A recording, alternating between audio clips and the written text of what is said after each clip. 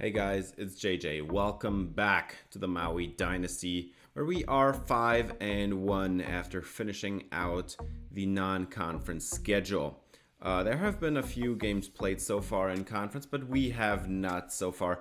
And the first game is going to be a pretty tough one, as we are going to have a few visits. This is going to be a home game. We're going to say Selasi Lutui. This guy's from Hawaii. He's a scrambling quarterback, 6'5", 220, massive dude with a 95 throw power arm. He has great accuracies across the board and 86 speed. Lutui looks unreal to me, and I want this kid on the team. Steven Hendricks is also going to visit. He's a elusive back from Cypress, Texas, 5'10", 202, so a pretty small running back. Well, actually, he's not small from a size perspective, but small from a weight perspective, I guess. But this kid has 93 speed, some really good juke and spin move. I want this kid as well. We're gonna have a center, and we just got overtaken for Brian Cisco. Washington is interested in him, and if we win this game, I think we're gonna get him. And if we don't win him this week, I think we're done. I don't think we can beat out Washington and their resources, but Brian Cisco looks really promising. And we gotta win this week to go get him. And then Chad Grubb, a power rusher from Jackson, Michigan, 6'5", 283, so a really big end or a really small defensive tackle with the 90 strength and 80 power moves. Also has some pretty good acceleration and speed. So yeah, 4 players that would really strengthen our program. Now this game is going to be against the Arizona State Sun Devils, who are ranked number 25. They are 2-0 in conference, and they do have a few really good players on the team. They were just relegated from the Pac-12. They joined the Mountain West Conference because they were the worst team in the Pac-12 last year, but they do have some good players. Quarterbacked by Sam Levitt. I'm not sure how to pronounce his name, but very, very good accuracies across the board with 96 throw power. This kid looks really good. Not the fastest, but he can run a little bit if he needs to make plays. Kind of the improviser stuff where he can't really run it that far, but if he needs to go get like 7 yards and the first down or something, he can do that. Now, the Sun Devils are going to miss their top running back, but they do have another one, which is a really good one, 6 foot, 200 pounds, out of North Texas. This is Kyson Brown. He's a very good elusive back. The power is not quite there, but he can also play a little bit of third down back. And yeah, the trucking and stiff arm is just not there for him, but this kid has 95 speed, so definitely gonna be watching out for Kyson Brown. Now they have Jordan Tyson as their top receiver, where's number 0, 6'1", 195 out of Allen, Texas, so right on the border there. And yeah, great route runner. The hands are pretty solid, but he's a really good route runner.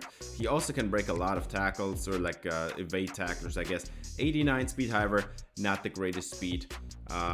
Corbin Hendricks is their number 2 receiver. He's out of North Texas, former 3-star recruit. He's more of the deep threat type receiver. The route runnings are not there at all. Like mid 70s is just not good enough, honestly. But he knows how to break some tackles, and this kid is fast. He has 99 speed. 98 acceleration. So number 0 and number 84, watch out. These kids are good. Now for the O-line, they have a really weak spot here at left guard. 72 overall starter there. And the rest of the line actually looks pretty decent, all in the 80s for overall. It's just the left guard spot that doesn't look great at all. For the D-line, they have a good edge rusher here in Ramar Williams. 76 power moves. He is very strong as an edge rusher, mind you. He has 99 strength, and he's also a really good run stopper. The block shedding should get a little bit better, but overall, this kid's overall rating is just strength. Every one of the 3 major ratings is in the mid 70s. So Worried about his strength, not worried about his technique. Now, a guy whose technique I am worried about is CJ Fight, because this kid is a really good run stopper. He has also a lot of strength, and at least he has 79 power moves, so close to the 80s, I guess. But yeah, the D-line talent, very, very raw players there. Nobody with really good mechanics or anything.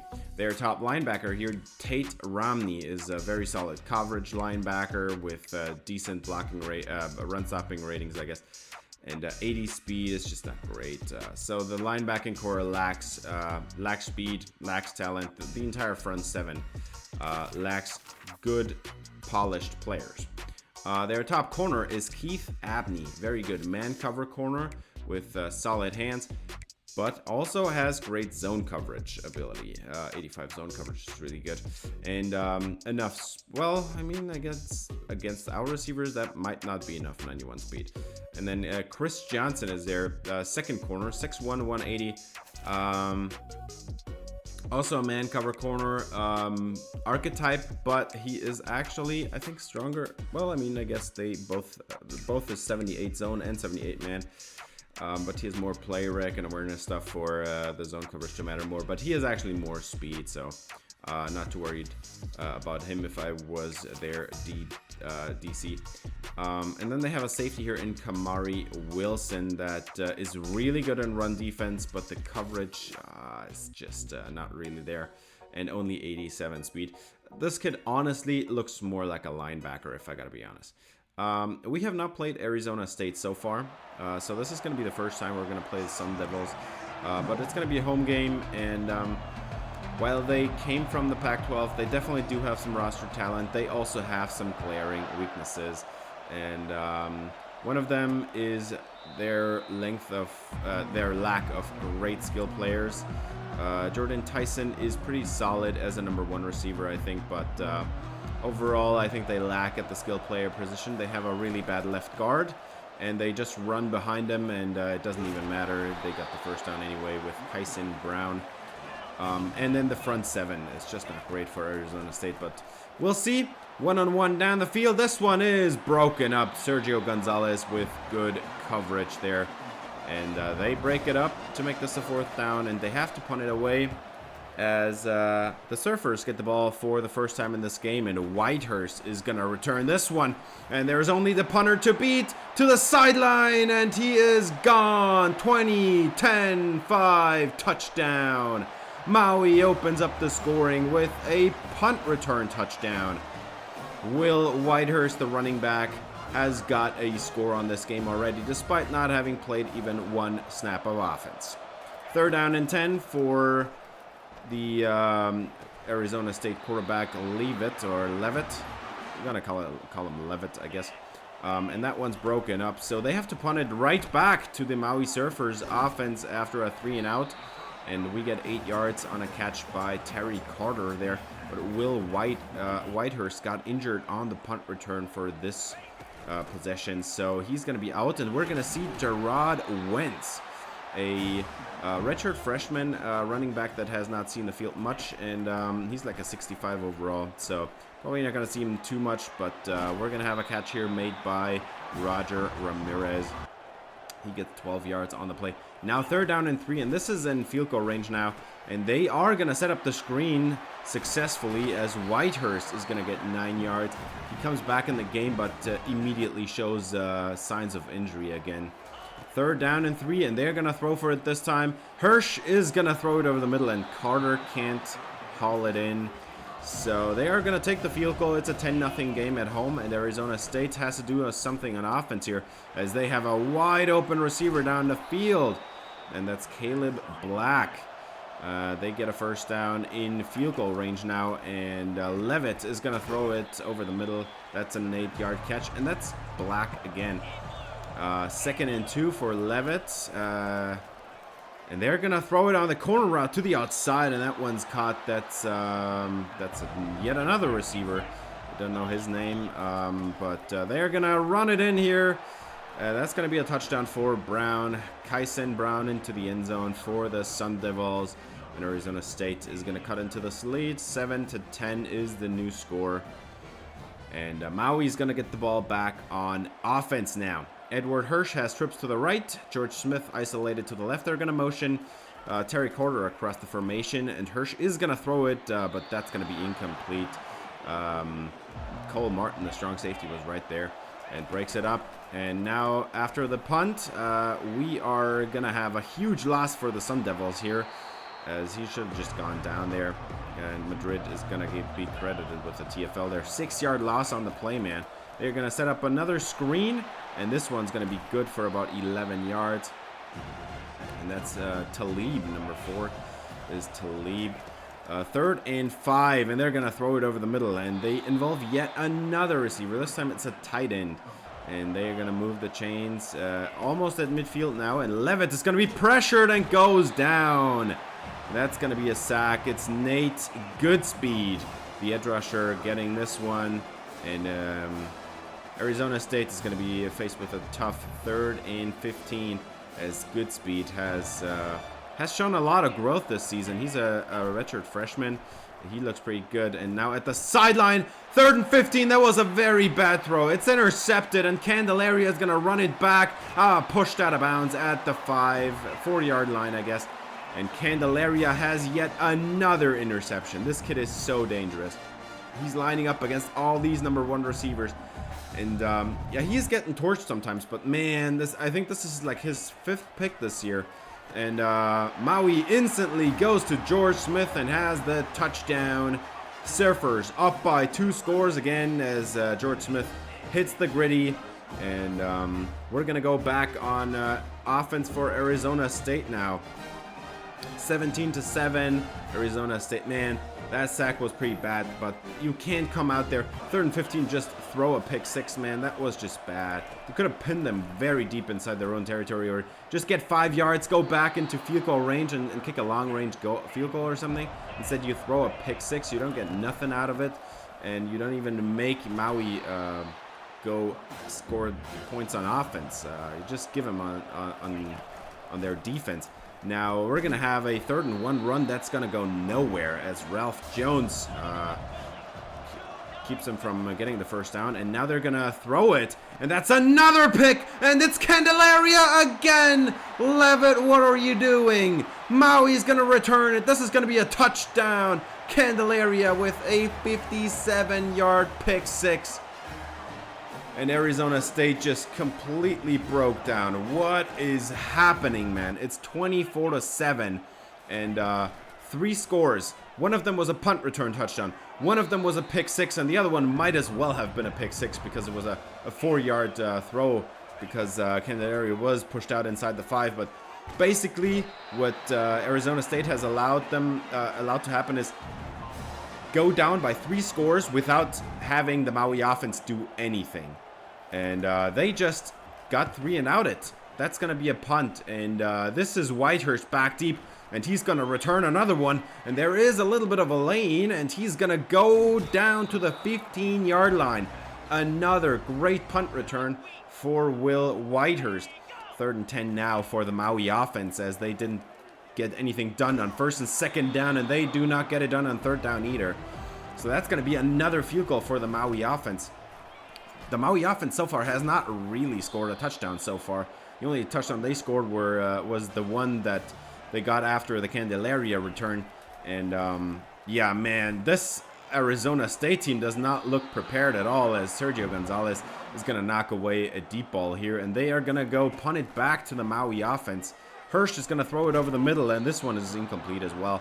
The offenses do not get a lot done in this game, as Hirsch is 4 for 14 on this game so far.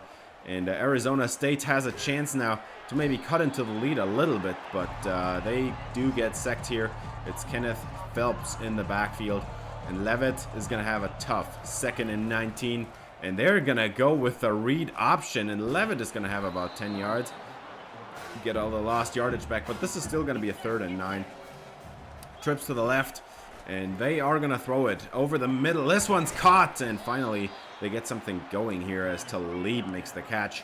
3rd and 5, and they do go double twins here. And Levitt is going to be sacked again. And this is going to be Nate Goodspeed in the backfield again. He gets a sack and sack on the game. And 27-7 is the score still, as ASU just had to punt it back to the Surfers again, and Jamil Morris gets a first down.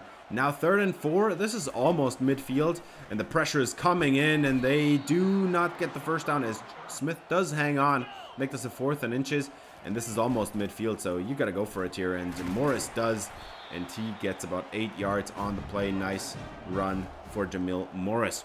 First down and 10 now from the 43-yard line, and Hirsch is going to set up a deep ball here to the sideline. That's a great catch made by Greg McHugh, the tight end.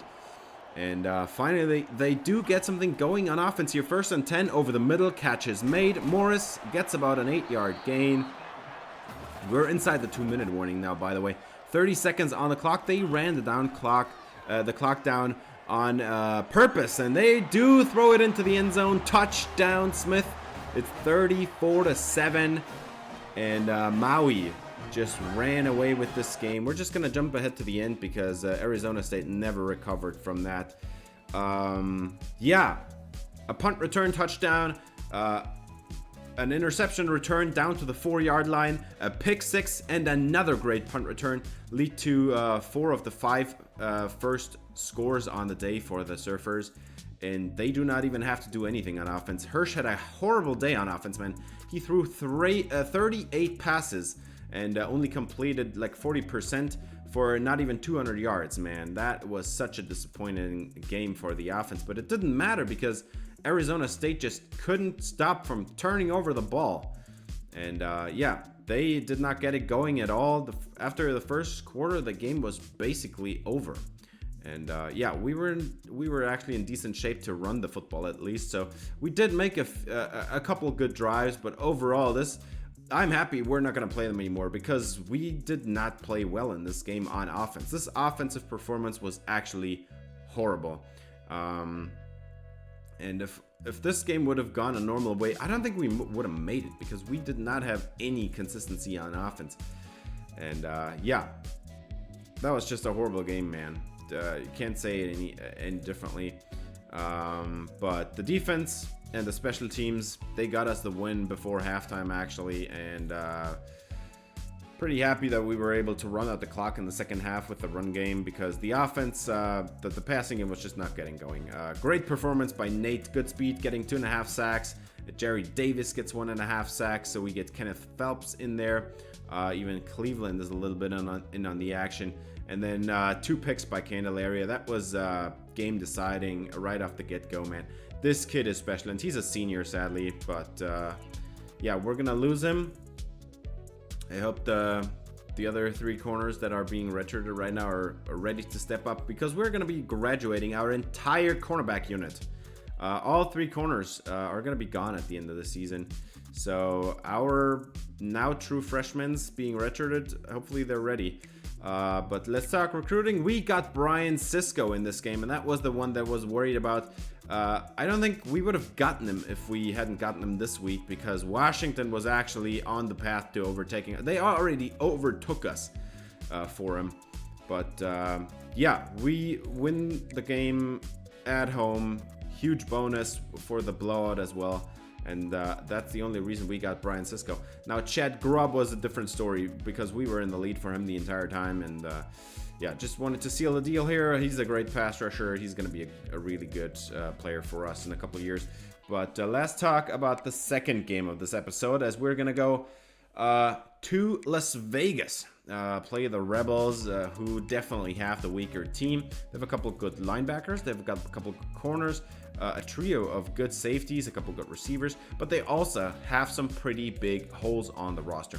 Starting at the quarterback position, Dan McBurrows. He is a 75 overall. He has a good arm, but the accuracies are a little bit underwhelming, I guess. It's not horrible, but definitely not great either. But one thing you have to worry about him with is the speed, man. 85 speed, that's pretty good at the quarterback position. So he's definitely going to run and take off a little bit. One of their good players is actually Jaden Thomas. who is a really good elusive back. The power is not quite there, but he for sure knows how to juke people out. And he has 93 speed, 96 acceleration. So this kid's going to be running around, man. Got to tackle him. And then they have a top receiver here in Damian McDaniel. 6 foot 165, man. A really slender frame, but a pretty solid route runner across the board, I guess. And really good hands. 89 catching traffic there. The speed is average, but nothing crazy.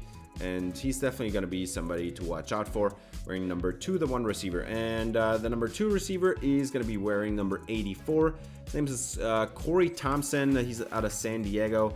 And he's a really good route runner, especially deep down the field. He has solid hands, but nothing too good. That 79 catch and traffic is actually something that you should watch out for because... yeah, that's just not going to cut it overall. But he has great speed, so he might separate with that and make his catches non-contested. Now, the O-line for this Rebels team is actually nothing good. The center is a weak spot. Both guards are actually pretty good, but the center and the 2 tackle spots don't look crazy good or anything.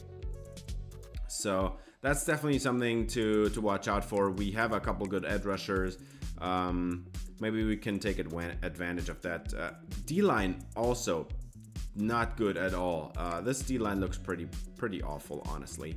The linebacking core, they have Melvin Laster, who is a really solid run stopper. The pass coverage is pretty solid as well.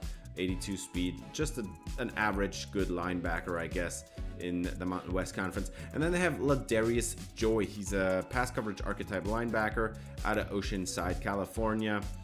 He's a really good cover linebacker. The run stopping is adequate, I'd say. It's just 67 hit power is not really crazy good. 63 block shedding, that's actually pretty awful for a linebacker, man. Gotta be a little bit better than that, but overall, I'd say they have a good linebacker duo there. And then they have a corner here in Nigel Eason, I'm assuming his name is. Really good man coverage, but 76 zone coverage is just, that's not great. You always run at least 50-60% zone in your games, and that kind of zone coverage is not great. Trey Fulton is their top safety. This kid is pretty solid in coverage. The run stopping, well, I mean, you're never gonna really put him in the box, I guess, but at least he has some pretty decent athleticism and the coverage ability at the back end. So far, we have played UNLV in both our last seasons. We won. The last game, we lost. The first game, and yeah, we didn't really stand a chance in that first game, man. UNLV was a pretty tough challenge, but last year was a dominant victory for us. Let's see how we're gonna do away in this away game in Allegiant Stadium. We're gonna play at the home of the Oakland, or I guess Las Vegas Raiders. I still want to call them Oakland Raiders. Just too weird that they moved. And we'll see. Player highlighted here is actually Will Whitehurst, because he has so far seen 6 rushing touchdowns, but he hasn't had a rushing touchdown in the last couple of games, only the punt return touchdown. Now Hirsch is going to throw it there, and George Smith was wide open. That would have been a touchdown if he had like a half, not even a half second, a half tenth of a second to pull that throw off, man. And so we got to punt it away, and UNLV has a pretty great start to the day, and Jaden Thomas running it for 16 yards. They're going to hand it off again, and that's going to be yet another good run. 13 yards for Greg Burrell, and just like that, they're already in field goal range. Run it a couple times. Now they're going to hand it off, and that's going to be another run. Oh my God, what a bad angle by Jose Mangold. Touchdown Rebels. And UNLV is up by 7 in this game. That was a horrible showing to start off this game for the Maui defense, man. That pursuit angle by Mangold was just atrocious. First down and 10 for the Maui offense, and they're going to get about 8 yards on this play out to Terry Carter. First down and 10. Trips to the left, isolated receiver right, And Hirsch is going to have to throw it away, but he didn't get it away in time. Everything was covered up perfectly. 3rd and 16 coming up. Edward Hirsch is going to have some time to throw it, and that was a huge mistake to give him that much time to throw, as he is a wide open receiver down there in tight end Greg McHugh. 1st down and 10 now at the edge of field goal range, and they're going to run it with Gerard Wentz, who's got about 9 yards on this play. The 3rd string running back is getting some action again after Whitehurst. Again, on one of the first plays of the game, got a little bit banged up. And now George Smith is going to fight ahead and being taken out of bounds at the 2-yard line. What a play by the number 1 receiver on this team. They're going to go ahead. 1st and goal. Goal line personnel. Run it up the middle. Morris into the end zone. He fights ahead even though 2 people met him in the hole, and he's getting the touchdown, tying up the game at 7. Nice play by the Maui offense there. Nice play execution. Now 2nd and 9 for the UNLV Rebels, and they get about 8 yards on this play. And that's going to give them a 3rd and 1. And they are going to put it out there, but that's incomplete and not going to get them the 1st down. 4th down, they punt it away, and Maui now has some pretty good field position to start this drive, as Hirsch has a nice pocket to start out on this drive, and he's going to get the ball out to Jamil Morris, the running back, who goes down instantly, makes the possession catch. Just make sure you get the 1st down and then go down, as Hirsch is going to overthrow his target by a mile. McHugh, I think he would have been open on that crossing route, but overthrow him, and we're gonna get the field goal here. 10-7, as Maui is gonna go back to defense now. 3rd and 7 coming up for the UNLV Rebels, and they are gonna have the 1st down on this one. 12-yard catch, and McBurrow so far pretty good in rhythm with his offense, as they still do have that really weird looking backfield there with 2 backs to the left side and the shotgun. That's just such a weird formation. They do get another 1st down catch. That's about 12 yards again, and they're just going to move the chains here. McDaniel on this one. 3rd and 6, and Burrows gets it away, but that's going to be shy of the sticks. 4th down, as Bolden couldn't turn upfield anymore because the ball was so thrown so far out in front of him. They just get the field goal. UNLV on the board again, tie up the game at 10. So far, very equal game. We're halfway through the 2nd quarter now, as Hirsch is going to have a throw over the middle, and that one's intercepted. That's the middle linebacker, Melvin Laster, and he's got the ball for the UNLV offense. And now Hirsch, that was not a great decision to throw over the middle like that. But they are going to get sacked immediately. On a 2nd and 4, they send the middle linebacker on a zone blitz, and Jones gets the job done. And now 3rd and 10 for McBurrows. And this is not field goal range for UNLV, so he's going to step up, run what he tries to get what he can. And he gets 5 yards, and that gets him into field goal range. But this one is going to be far left. No good for UNLV, and they turn over the ball on downs now. 2nd and 10 for Edward Hirsch, and he's going to have a deep shot. One-on-one. Terry Carter behind the defense. It's going to be a touchdown. Maui with the score. 63-yard touchdown for Terry Carter, who shows off the wheels. This kid has some wheels, man. 96 speed on this receiver, dude. 1st and 10 now. 4 minutes left in the half, and UNLV is just trying to answer here. And they get the 1st down on that catch on the outside there. Shoved out of bounds after about a 15-yard gain.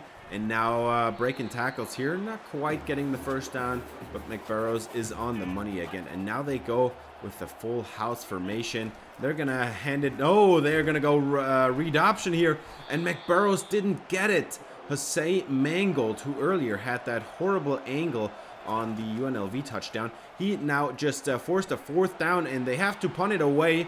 And Terry Carter, that's actually Greg McHugh, I wanted to say. Carter throws a nice block there on the outside. Great play for the Maui offense. And we're inside 2 minutes now, so you might want to run the clock down. Instead, they're going to take a shot down the field, and Carter can't hang on.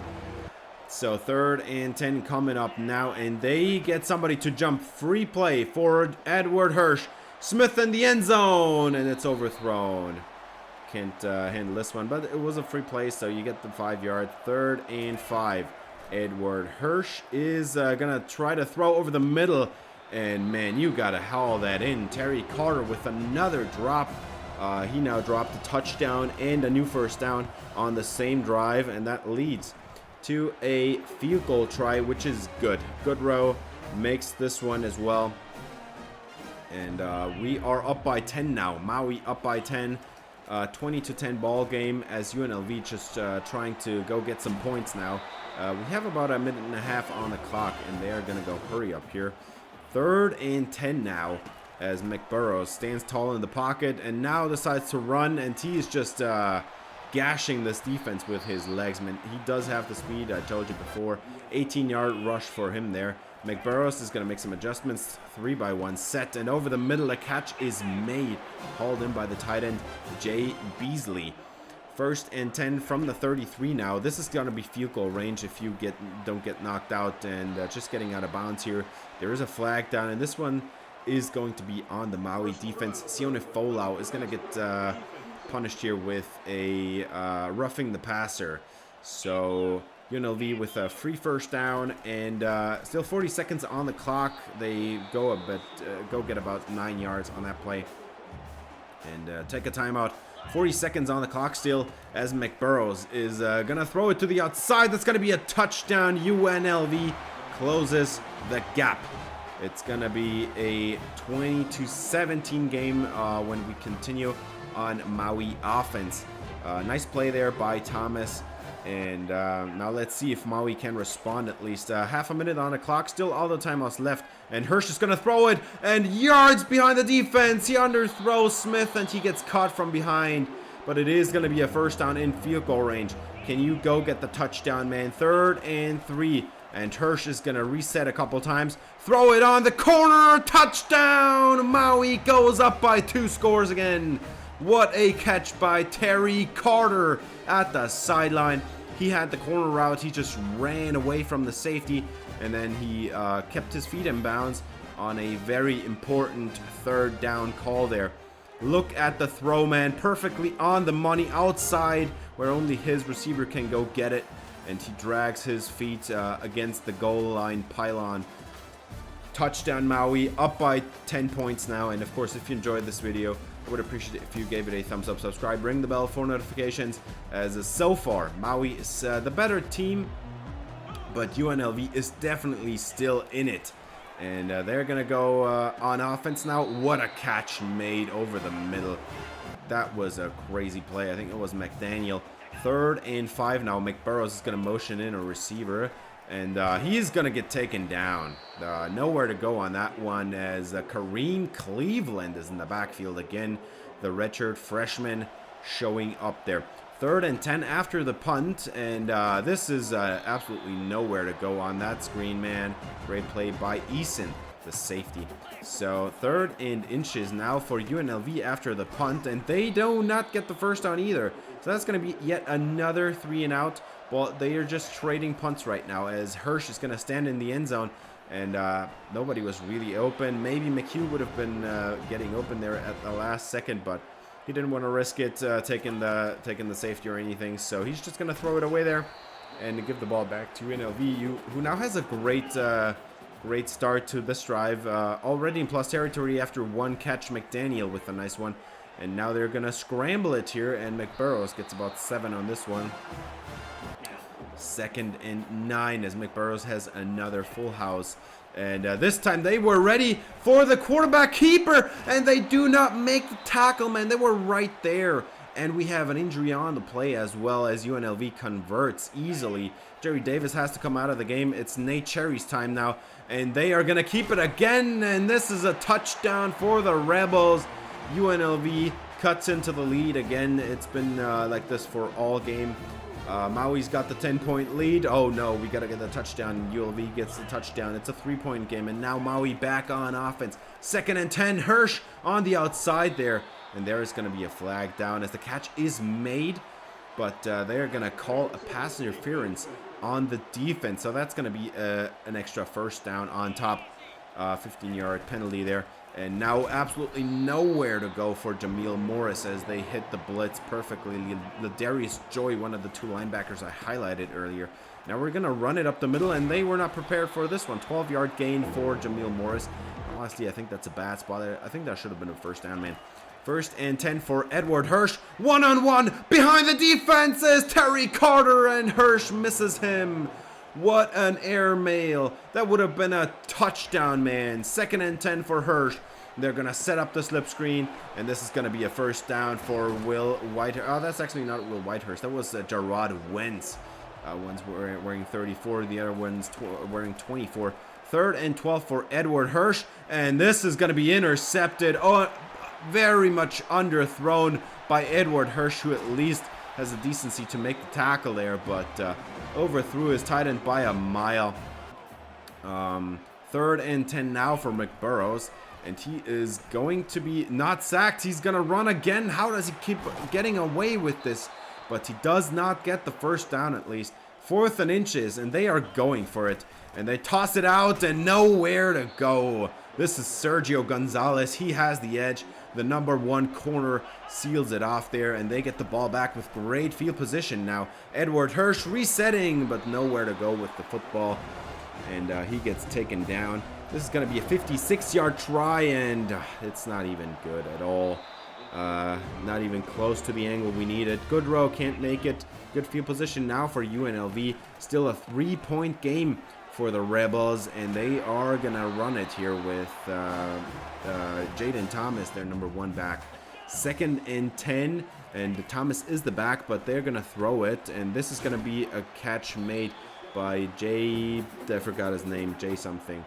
1st and 10 now. We're 8 minutes away from the end of the game, and so far it hasn't been looking great for UNLV, but they are marching down the field now. 9-yard gain there on a perfect throw to the outside, as McBurrows is going to have a double running backfield, and he spins away and just takes off. Nobody's open. Coverage is great, and they can't stop his rushing. He is at 75 yards rushing, and that's with the sack yardage, man. And into the end zone, touchdown, UNLV. They take the lead. That's going to be McDaniel on the score. And the Rebels are now up by 4. 3rd and 2 for Edward Hirsch, and they're going to motion Terry Carter across the formation. And they're going to throw it to George Smith, who turns it upfield, running away from his DB. Getting the first down to the 50-yard line is George Smith. Now 1st down and 10, and they are going to throw a bubble, and that was a great call as he gets 2 blocks by George Smith and runs it down the sideline for a huge gain. 32 yards on the play for Terry Carter. Now 3rd down and 7. You can't just get a field goal here, man. 3rd and 7, and this one is going to be in double coverage. Incomplete, thrown at the feet of George Smith, and Edward Hirsch just not on his game today, man. His average is, his accuracy is all over the place, and now UNLV, they have 4 minutes of game time to run out. It's a 1-point game, and UNLV is still in the lead, man. They might get the upset of a number 12 ranked Maui team, who just shows why they are ranked. This is going to be pick 6. What a play for Jose Mangold. UNLV was on their way to seal a win again against a ranked team, and McBurrows throws a horrible interception to Jose Mangold. And now for the 2-point try. Maybe this offense can get it going this time. They're going to throw the bubble in. Terry Carter has no opening there. They tried it again, but this time UNLV was ready for the bubble screen there. 1st down and 10 for UNLV. It's a 5-point game. You might as well get the win here. Go get the touchdown. It's in more than enough time on the clock, man. As Jerry Davis is down with an injury again. This kid is keeping to come out of the game and then go back in and then come back out and stuff.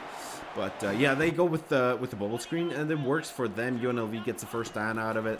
3rd and 5 over the middle, and Ralph Jones, the middle linebacker, was just out of reach to jump that, and they get the 1st down. But now it's 4th and 5, and over the middle, that one is gonna be completed, and they misspoke. They actually didn't get the 1st down on that throw earlier.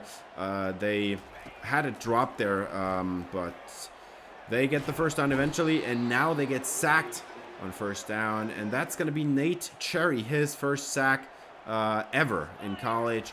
And now it's 2nd and 15, and McBurrows is going to throw it over the middle. The catch is made. UNLV takes timeout. There's 1:10 on the clock. 2nd and 5.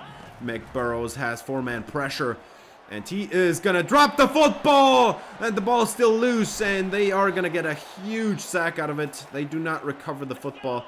UNLV keeps possession, but now it's a 3rd and 27. McBurrows overthrows his receiver, and now 4th and 27. 4th and a mile. Maui DB's very far back. 1-on-1. Down there, it's incomplete. Sergio Gonzalez on the pass breakup, and that's gonna do it. Maui wins the game 36-31. Should have lost it, honestly. We were not playing that well on offense as He was missing throws all over the place.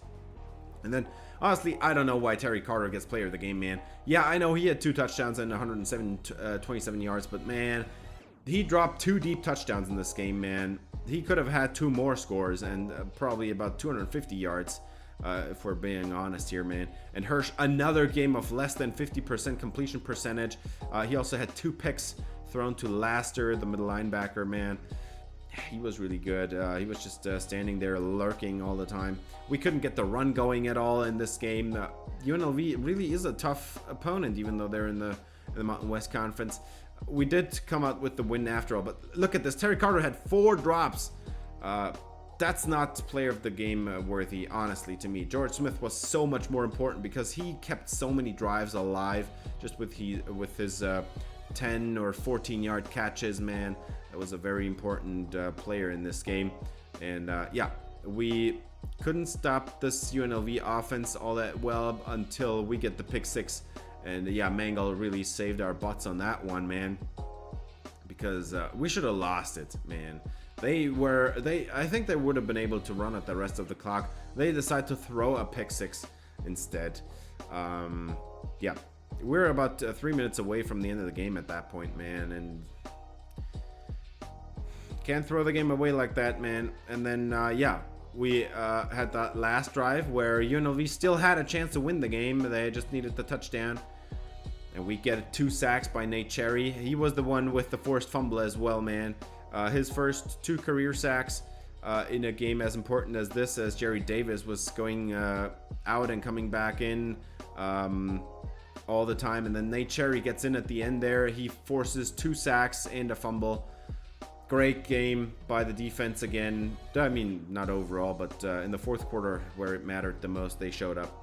And good news out of this game is we actually got a commit here. Steven Hendricks, the running back. 93 speed, 92 acceleration, 82 carrying with 82 juke move and 77 spin move, 77 break tackle, 92 change of direction, and 92 agility. So I'm really excited about him, obviously. Probably going to redshirt him the first year, but I guess we'll see how our other running backs are going to develop. But let's move on. Next game is going to be against San Jose State. Spartans come into town. This is going to be another home game. This time we do not have any visits from anybody because everybody was either not in the top 5 stage yet or too far progressed to be visiting this game. Adam Matthews is their starting quarterback. Just your regular Mountain West Conference quarterback with decent accuracies and some pretty good athleticism, honestly. The arm is pretty good as well. So, well, I mean, actually not that great, but it's solid. San Jose State has a good quarterback. Their top player on the team is Jabari Bates, the running back. And this kid looks pretty good. Very good elusive back. The power is not there at all. He's just a pure elusive back, but man, the speed. He also is a great receiver, man. He's a great 3rd down back with 94 speed, 97 excel. Looks great, this kid. Number 1 receiver is Matthew Coleman, 6 foot 169. Very slender frame on him as well, but he's a great route runner. He kind of reminds me a little bit of Devontae Smith. Although he does not have the speed to be able to keep up with Devontae Smith. But yeah, looks pretty good to me. Trey Shun Hurry is their number 2 receiver, and he's already only a 78 overall. He was a 1-star coming out of high school. He's a pretty solid route runner, nothing too crazy, but pretty solid. Pretty average hands, honestly. Knows how to break a couple tackles here and there, but he only has 86 speed, and that's where that 1-star athleticism shows up, man.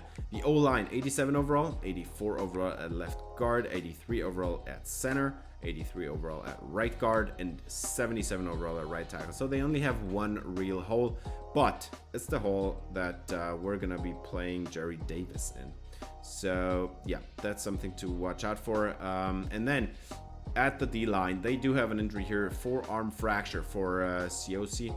So their top edge rusher is an 80 overall, former 2-star player, 6'2", 249 out of San Diego, and he has 91 finesse moves. So he's very polished in that regard. 79 power moves is decent, I guess, but the run stopping is just not there at all. 58 block shedding is atrocious, and he's also not a great athlete either. And the D-tackle situation looks even worse for them. So the D-line looks pretty bad for San Jose State. The middle linebacker is Paul Philbin with very good coverage ability. The run stopping is pretty decent as well.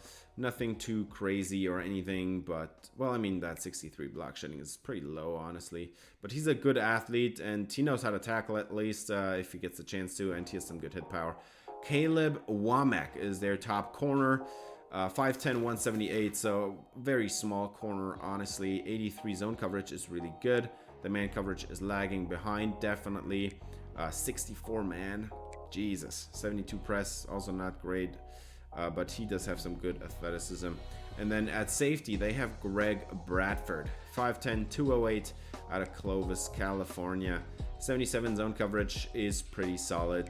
85 catching is really good, so watch out for this kid. The run defense is not there at all. The man coverage is horrible. The speed is not there, but at least this kid can catch the football.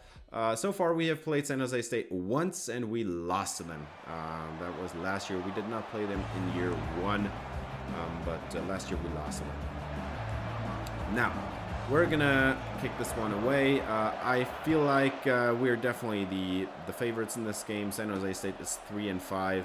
I think they have a 2-1 record in conference, but so far Maui is definitely the better team. And the one area where it should be the biggest discrepancy is definitely our O-line against their front 7, because they have a horrible front 7. But let's check out the San Jose State offense first, as Adam Matthews completes this one for 21 yards on the screen there. 3rd and 5. And they're going to throw it, and that's going to be incomplete. That's a nice play by Sergio Gonzalez, and that's going to be a punt. San Jose State does not get any points on the board here. And now first down at the sideline by Greg McHugh on a rainbow. First down and 10 now for Hirsch, and he's going to throw another bullet, and that's going to be caught by McHugh again. That's about 12 yards and another first down for the Maui offense, who this time around play in their bright sunrise uniforms, which look pretty awesome. 3rd and 6, and Hirsch is gonna have the man open. It's George Smith, and he's gonna turn upfield. 10-5 into the end zone. Touchdown Maui. It's 7-0, and they open up the scoring on the opening drive. George Smith with another score. This kid is so important. You see it all the time on the field, man. This kid he catches everything that he needs to, and he's getting first downs and he gets touchdowns whenever we need it. What a spin move there by San Jose State receiver. Cody is the quarterback here for San Jose State, and they're gonna throw it to the sideline, and this one was a horrible decision. Intercepted by Jason Miller, and that's gonna be a pick 6 at a 38-yard line. What a play for the Maui defense. Miller has been a weakness all season, and this is his redemption, man. He opens up the scoring 14-0 for Maui in this first quarter, as Cody just had a horrible decision, man. His receiver would have been out of bounds anyway, man. He was so far out there already as Cody threw it just way too late. Now they're going to have a play action shot and one-on-one. Now actually 2-on-1 downfield. And the catch is made. Are you kidding me? What a play by Matthews to loft that one up there. And then coming down with the catch there is the San Jose State number 2 receiver. But they fumble it away. Ball still loose. And who's got it? Maui's got it. It's Ralph Jones on the recovery. Bad play for San Jose State on this one. Another turnover ends their drive. And Maui now has the ball at the 40-yard line. Edward Hirsch is going to motion Terry Carter across, and he's going to throw it to McHugh, and he's got the first down, man. That's a 24-yard connection with his quarterback, as Greg McHugh has been involved very much so in the most recent passing efforts. And now they're going to involve the running back on a slip screen. He gets about 12 yards on the play. 2nd and 4. Edward Hirsch is going to pass it on this one again. And wide open is his number 2 receiver, Terry Carter, who's got the first down. Now 1st and 10 from the 10. And they are going to throw it. And that's going to be into the end zone. Touchdown, Surfers. They put some more points on the surfboard as JJ Easy hauls in a catch. He's the number 4 receiver. He doesn't get to play as much. They do go into 10 personnel from time to time, but he doesn't see, I don't think he sees more than 20 or 25 snaps a game. And he makes an impact there. He gets the pass thrown to him in tight coverage, man. The defender was standing right behind him, but he couldn't break it up.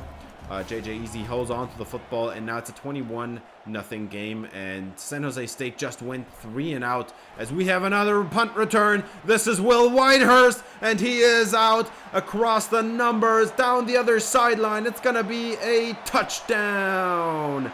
Maui with another punt return touchdown. And man, this San Jose State team is just falling apart. We're at the end of the first quarter, not first half or game. We're at the end of the first quarter, and it's 28-0. What is happening to this team?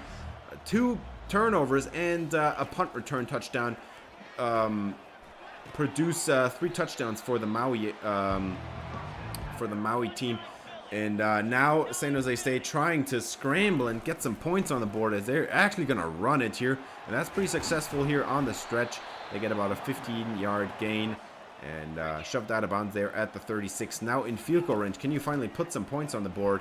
And nowhere to go. That's a 2-yard loss. Great play by Hussein Mangold. This time with a great pursuit angle.